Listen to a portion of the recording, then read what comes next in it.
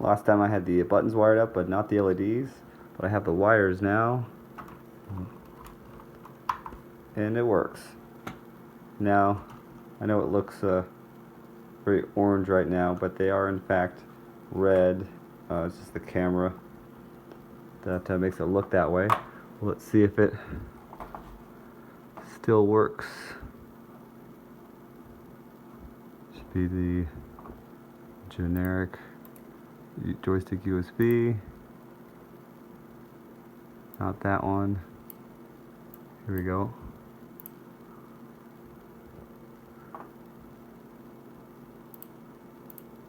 Here we go.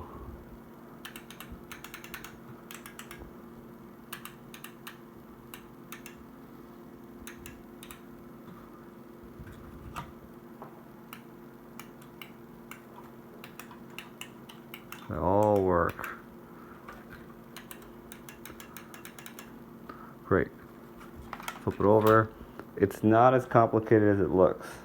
I would take it apart and wire it back to show you, but I don't like you all that much. But again, it's not as complicated as it looks. It's you need to get the special LED wiring harness, and it has a negative and a string of negative and positive that go to one terminal that goes into the 5-volt. There's a 5-volt. Here we grab another board. The two red plugs right there. Those are the two 5-volt power. So I could run even more LEDs off of this board or any of these boards. And I didn't even use all the. I think there's of the 8 light LEDs I'm running. I think I can run 2 more. So you can probably run 10 per string, and you can get ones that run a few more. I don't know how many before they would start to get dim, but they look really good now. But basically, all I did was run all the negatives on one side. You can see all the and positives. I don't know which is which because it really doesn't matter. You could switch in the, well, it does matter, but it's plug and play. It just won't work if you get it wrong. So I put all the blues on one side and all the reds on the other, and those are on these terminals where the LEDs go. These terminals are for the button switch. So what that looks like is those two terminals run to the LED, and the LEDs, they come out, and if it doesn't work, you can either switch where the terminals are wired or switch the LED around. If I needed to, just switch the LED around so I could have them all really organized this way. But you could sit there and plug and play until it worked. With the buttons, it doesn't matter at all because it's just a matter of closing the circuit. It doesn't really matter which side it is, but for the LEDs it does. So there you have it. You have these are 8 buttons in this button box for Luke's targeting computer panel, or really whatever it is for. Just like one button that you see music for the targeting computer to switch it off. But these are all the switches running to the board. These white and blue cables and these red and blue cables running together are all the LEDs. So these go in a chain. They're all I don't know if it's parallel or serial or whatever. That's the great thing about these. You don't have to know a lot about electrical stuff. That even if I look up, I forget. So just look it up whenever I need to know it. But so all these run in a chain on one cable. They go to the board for the LEDs, and then the individual buttons just go real simple, and they're even labeled button 1, 2, 3, 4, all the way to 12. And you just plug the 2 into each button and plug them into here. And it's the same for the toggle switches, only no LEDs. It's a little bit trickier for some of the toggles when it's a 2-way toggle. But I'll show you how to do that when you get to it. Again, it's not as complicated as it seems. So now there's the next question, and your input would be really helpful here. Is which throttle do I use it with? The Logitech or the Thrustmaster? Ha ha ha, right?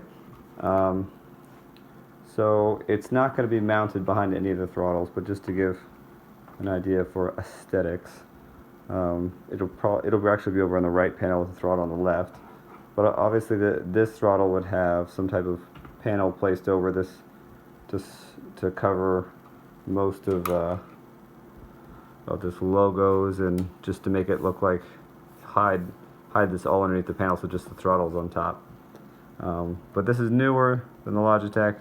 Has more buttons, features.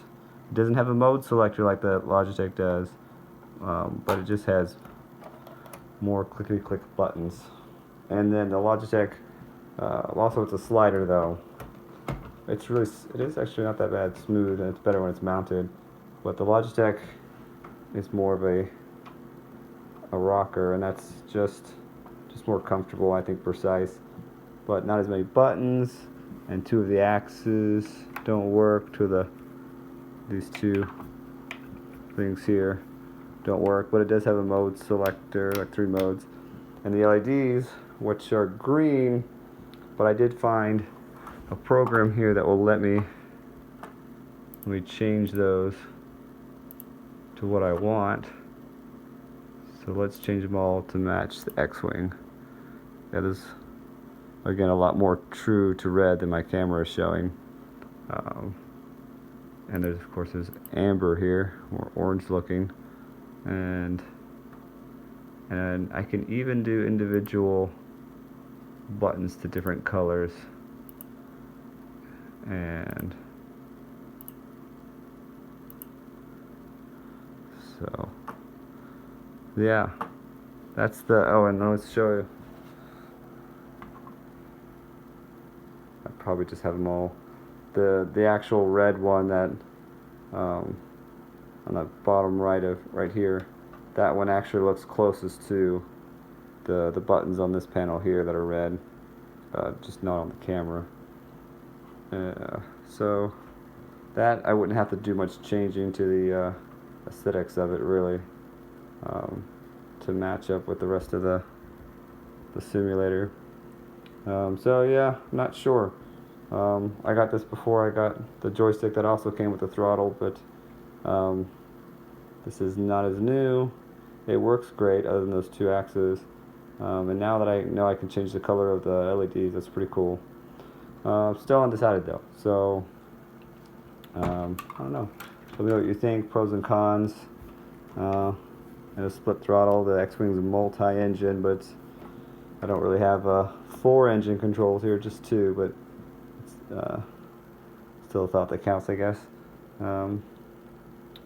Yeah, I think that's all I have for this. The next thing to do is to print out the removable labels for each button, and then wire up 3 more of these. So I'll keep you posted. Thanks for following. I've got still doing more updates on the actual physical build, and I have a few other goodies that have come in the mail for this project, so I'll show you those in later videos too.